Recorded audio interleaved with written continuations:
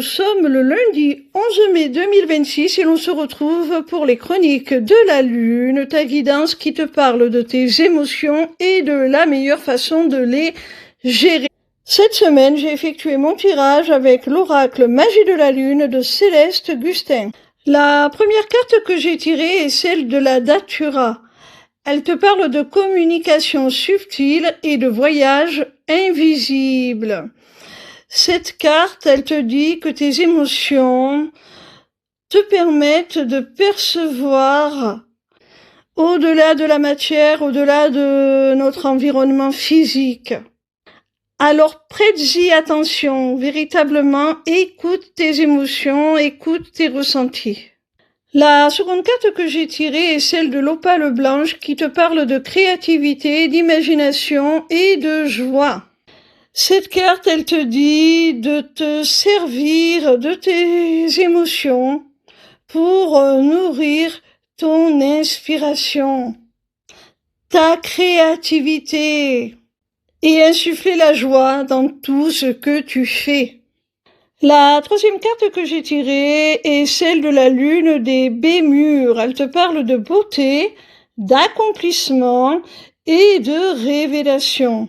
Cette carte, elle te dit que tes émotions sont un peu comme un sixième sens qui te permet de percevoir la beauté du monde, de la création.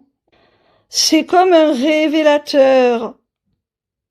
Et en percevant toute cette beauté dans ton existence, eh bien, ça te donne un sentiment d'accomplissement. Parce que tu as conscience, tu as eu la révélation de la magnificence, j'ai envie de dire, de tout ce que tu as accompli jusque-là.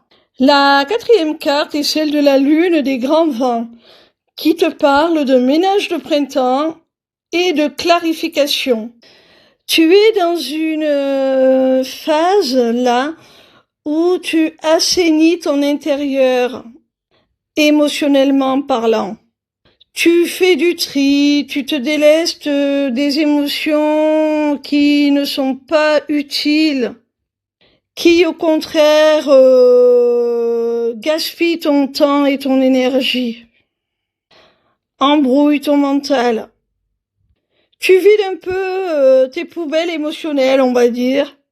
Tu fais place nette, tu comprends beaucoup mieux les choses sur le plan mental parce que tu parviens à apaiser tes émotions et à y voir plus clair aussi sur un plan plus sensible, affectif. La cinquième et dernière carte est celle de la mer. Elle te parle de convivialité, de communion et de sociabilité. La mer, c'est celle qui nous propulse dans la vie, dans le monde, qui nous propulse parmi nos congénères. Et on voit que ta vie sociale est comblée là, hein. Et du coup, ça te comble aussi sur le plan affectif, émotionnel.